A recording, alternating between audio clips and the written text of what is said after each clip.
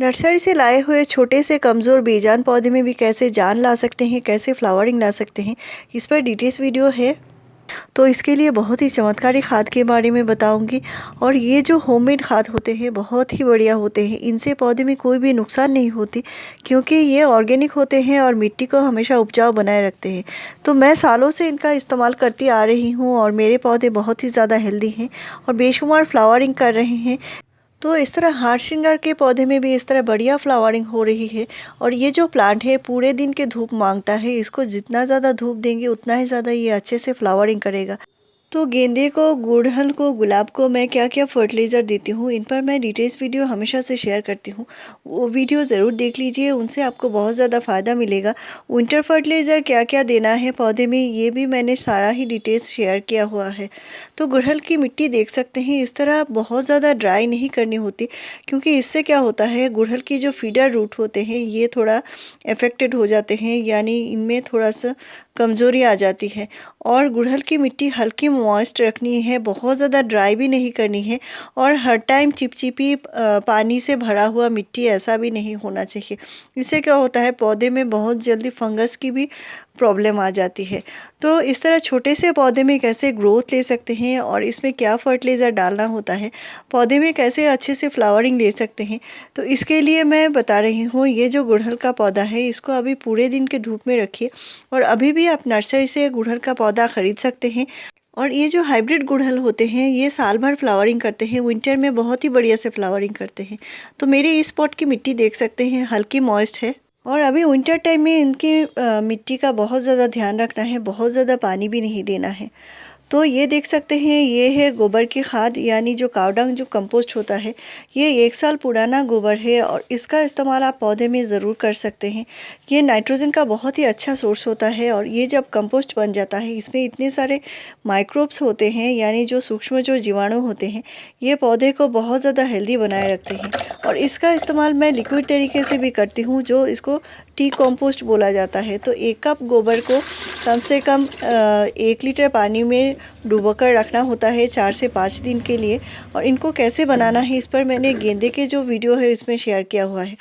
तो गोबर की जो खाद होती है इसको इस्तेमाल करने का फ़ायदा ये होता है, मिट्टी हमेशा उपजाऊ बनी रहती है और मिट्टी जो बहुत ज़्यादा ड्राई हो जाती है, यानी जो मिट्टी में जो मॉइस्ट लेवल है वो बहुत ज़्यादा कम हो जाती है। तो इसके लिए आप कंपोस्ट का इस्तेमाल ज़रूर कीजिए। और गोबर की खाद बहुत ही बढ़िया होती है पौधे में नए ग्रोथ लाने के लिए। तो आपका कोई भी छोटा सा नया सा पौधा हो, इसको गोबर की खाद ज़रूर यूज़ कीजिए, या इसके बदले में आप वर्मी कंपोस्ट का भी इस्तेमाल कर सकते हैं। तो यहाँ पे मैं 2 मुट्ठी दिया है और मिट्टी की बहुत ज़्यादा गुड़ाई नहीं किया है, हल्की गुड़ाई करके ही दे रही हूँ। बहुत ज़्यादा गुड़ाई एक साथ नहीं करनी है। और पानी जो डालना है एक साथ बहुत ज़्यादा पानी पौधे में नहीं देना है। छोटा सा पौधा है तो इसके रूट भी बहुत ज़्यादा नहीं होंगे और मिट्टी में से ये पानी भी बहुत ज़्यादा नहीं ले पाएंगे। तो इसके लिए पानी थोड़ा सा कम करके दीजिए ताकि पौधे में फंगस के भी प्रॉब्लम ना आए। पौधे में फ्लावरिंग लेने के लिए जो ज़रूरी है ये है वो ज़रूरी चीज़ें। और इसको मैंने सुखाकर ड्राई करके रखा हुआ है। ये है आलू के छिलके। आलू के छिलके में भरपूर मात्रा में पोटेशियम होता है और इसको मैंने ड्राई कर लिया है। यहाँ पे 4 आलू के छिलके हैं और इसको सुखाकर मैंने आगे बताऊंगी कैसे बनाना है। साथ में मैंने ऑरेंज के छिलके लिए हैं, यानी जो संतरा जो होता है, संतरे के छिलके लिए हैं। आपके पास अगर संतरा नहीं है तो आप मौसम्बी या नींबू कोई भी छिलका ले सकते हैं और इनको अच्छे से ड्राई कर लेनी है। तो जितना ज़्यादा अच्छे से ड्राई होगा उतना ही अच्छा होगा फर्टिलाइज़र बनाने के लिए। संतरे के छिलके में या नींबू के छिलके में जो न्यूट्रिशन होता है वो मिट्टी को एसिडिक बनाए रखती है और हमारी मिट्टी एसिडिक बनेगी तो मिट्टी में से जो न्यूट्रिशन है ये पौधा ले पाएगा, पौधे में बहुत जल्दी फ्लावरिंग होगी।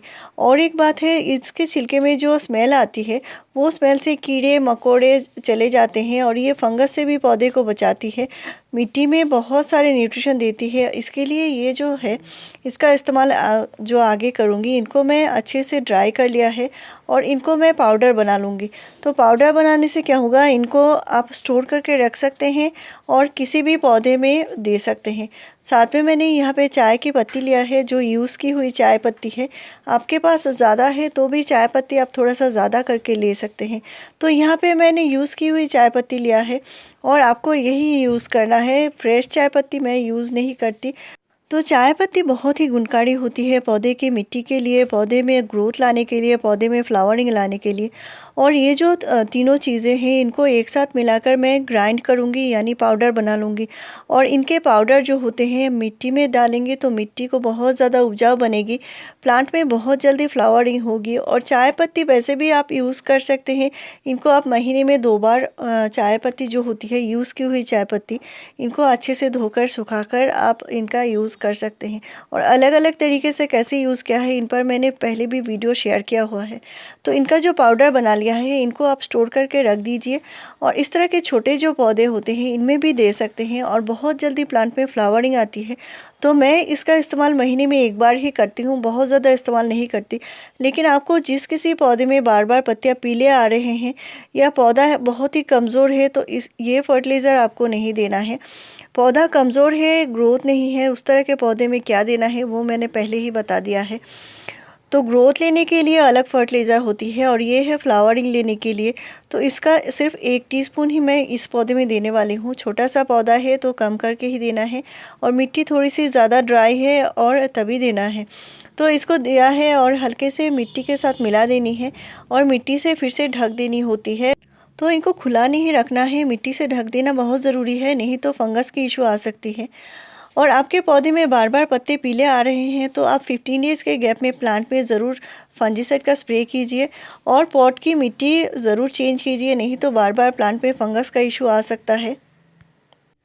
आप अभी भी विंटर जो प्लांट है इनकी रिपोर्टिंग कर सकते हैं और हमारे जो हाइब्रिड गुड़हल है इन पौधे की भी आप रिपोर्टिंग कर सकते हैं। तो अभी फर्टिलाइज़र देने के बाद पानी देना ज़रूरी है। तो मेरे चैनल में फ्रेंड्स आपको ऐसी ही बढ़िया जानकारी मिलती रहेगी। मेरे चैनल को ज़रूर सब्सक्राइब कीजिए, लाइक शेयर और कमेंट कीजिए।